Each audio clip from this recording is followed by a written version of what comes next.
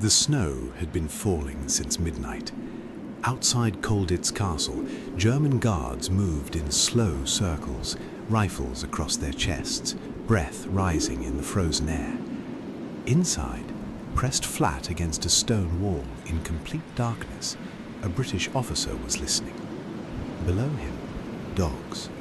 Ahead, a locked gate. Behind him, a firing squad if this went wrong.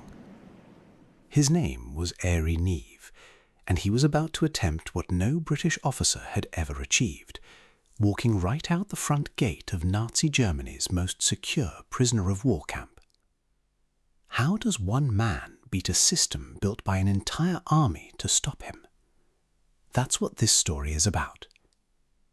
If you enjoy real World War II stories about courage and impossible odds, subscribe before we go further. There are many more like this one. Airey Neave was 23 years old when Germany invaded France in 1940. Educated, disciplined, already commissioned as a British officer. When the German blitzkrieg tore through the Allied lines, Neave was not at Dunkirk with the main evacuation. He was at Calais, part of a small force ordered to hold the city as long as possible, to buy time for the retreat. It was, in practical terms, a sacrifice mission. They held for 4 days under artillery, airstrikes, and sustained infantry assault. Then Calais fell. Neave was wounded and captured. The Germans probably thought that was the end of the story, but Neave immediately began escaping, not once, again and again, from his first camp, his second camp, always probing, always testing, always treating captivity as a temporary inconvenience rather than a permanent condition. The Germans eventually made a decision. They sent him to Colditz, which was exactly the kind of mistake that happens when you underestimate someone. Colditz Castle sat on a cliff above the Mulda River in the heart of Germany. Walls 6 feet thick, barred windows over sheer drops, courtyard patrols day and night, dogs, searchlights, armed guards in rotating shifts. The Germans had redesigned it as Offlag 4C, a special camp for one specific category of prisoner, officers who had already escaped from other camps. The logic was straightforward. Concentrate the most determined Allied escapers in Europe in one medieval fortress deep inside German territory. Make escape mathematically impossible. What the Germans didn't anticipate was what happens when you put the most intelligent, most motivated, most creative military minds in the Allied world into the same building with nothing to do but plan. Inside those walls, prisoners had built a forgery operation producing near-perfect German documents, a tailoring department turning blankets and scraps into convincing uniforms, a hidden radio receiving BBC broadcasts, searched for repeatedly by guards, never found, and a formal escape committee that evaluated proposals and allocated resources like a military planning staff. But the prisoners also did something else, something the Germans never fully recovered from. They went to war with the guards' minds. The prisoners called it goon baiting, systematic psychological warfare designed to keep the German garrison exhausted, paranoid, and questioning their own sanity. They would synchronize watches, and at exactly the same moment each afternoon, dozens of officers would look up at the sky, point, and scream in panic. Guards would scramble, sirens would sound, machine guns would swing toward empty clouds, and then the prisoners would walk away laughing. They rigged roll calls so the numbers came back wrong. 250 prisoners, then 251, then 248. The camp commandants were driven to near madness trying to account for numbers that kept changing. The real purpose wasn't just entertainment. Every guard who was mentally exhausted, every commandant chasing phantom numbers, was a guard spending less mental energy watching for actual escape attempts. Colditz wasn't just a prison, it was a psychological battlefield, and when Airey Neave arrived, he understood that immediately. He had one priority. He needed to learn German, not tourist German, fluent, accent-correct German that wouldn't collapse under pressure at a railway checkpoint. He started the day he arrived, and every day, alongside the studying, he watched the guards. Neave made his first escape attempt from Colditz in August 1941, and it was a disaster. The plan was straightforward: disguise himself as a German officer and walk out. The tailoring department had done extraordinary work constructing a convincing uniform from available materials. The only problem was the dye. There was no green military dye available inside the camp, so the tailoring team improvised, mixing blue ink and yellow pigment to approximate the correct color. In the dim light of Neave's room, it looked completely convincing. He dressed, he composed himself, he walked into the courtyard. And the moment the German searchlights hit him, something went wrong. A chemical reaction in the improvised dye responded to the harsh artificial light by turning the cloth a brilliant, glowing emerald green. Airey Neave was standing in the middle of the Colditz courtyard looking like a comic book character. A German guard walked over, tapped him on the shoulder, and said with what witnesses described as genuine amusement, "The German army does not wear bright green, Herr Lieutenant." Solitary confinement, again. But Neave learned something from the green suit that no amount of planning could have taught him. The disguise didn't just have to look right in his room, it had to look right under any light, at any distance, under any conditions. Next time, it would be perfect. January 1942. Together with a Dutch officer named Anthony Lutane, Neave had built something far more sophisticated than anything he'd tried before. Not a tunnel, not a rope, not hiding in a vehicle. They were going to walk out, as German officers. And this time, they understood the psychology of what they were doing at a level the green suit had never reached. They didn't just fake any uniform. The escape committee gave them the insignia of high-ranking German officers, captains, staff officers, because they had studied the Nazi military machine carefully enough to understand something critical. In that army, a low-level sentry did not question a superior officer. To look a captain directly in the eye, to delay his path, to ask unnecessary questions, that was a punishable offence. The rigid obedience that held the German war machine together was also, if you knew how to use it, a shield. Neave wasn't just hiding in a uniform, he was using the enemy's own system as a weapon. The tailoring department built the uniforms from modified Dutch officer coats, properly dyed this time, tested under every available light source, checked and rechecked. The forgery team produced German identity papers and travel permits, and their escape route, 600 miles to the Swiss border, had been hand-drawn on sheets of coarse wartime toilet paper, copied from a smuggled German map, hidden in the inner linings of their coats and the soles of their boots.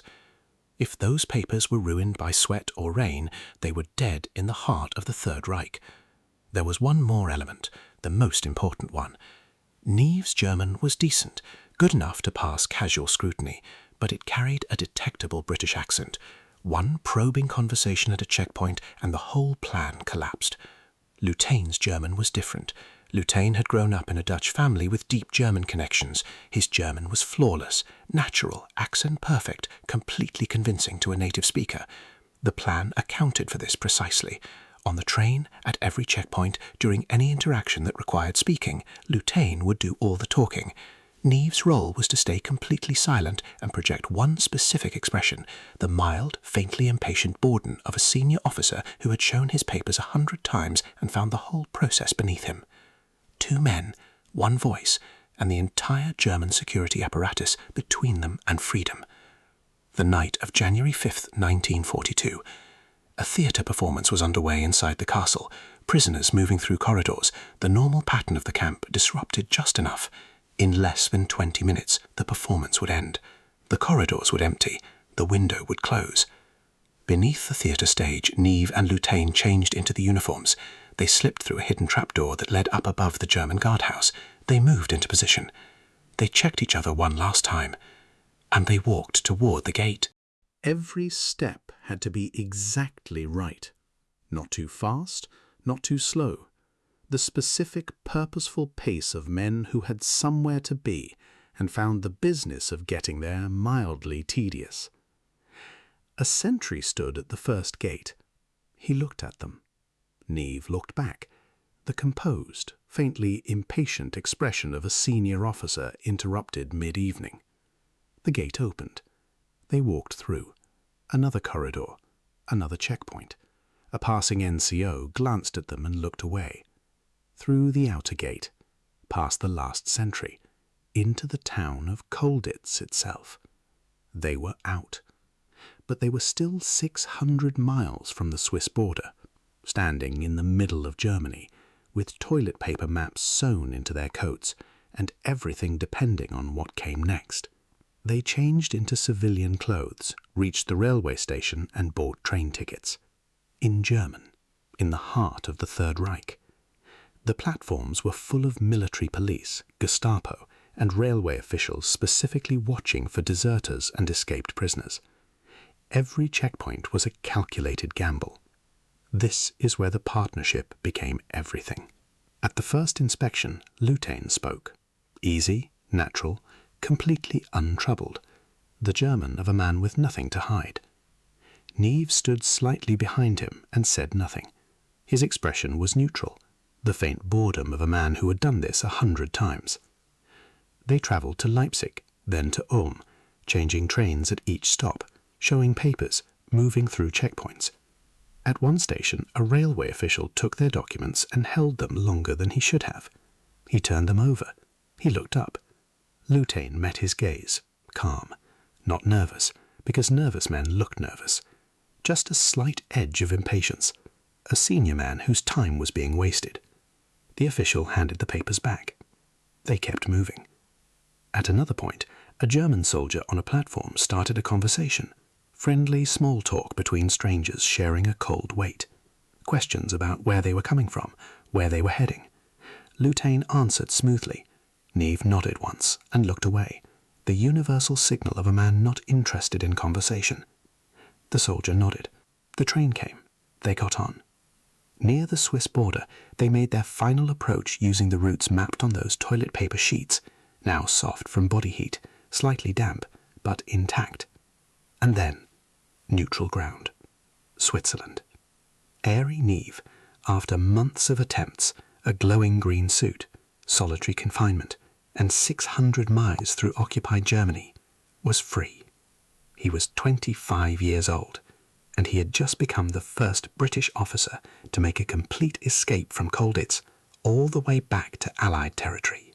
Neave returned to Britain and immediately went to work for MI9, Military Intelligence's Escape and Evasion Department, using everything he'd learned to help other prisoners get out.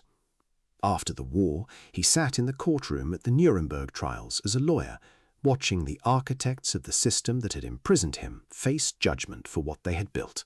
He went into politics, became one of the most respected figures in British public life. In 1979, a bomb planted under his car by Irish Republican militants killed him in the House of Commons car park. Airey Neave survived Nazi Germany's most secure prison camp. He survived 600 miles through occupied Europe. He rebuilt a career and a life. He did not survive peacetime. But that is a different story. The one we've been telling ends here, and it ends with this. The Germans built Colditz correctly. The walls were real, the system was sound, it held most people.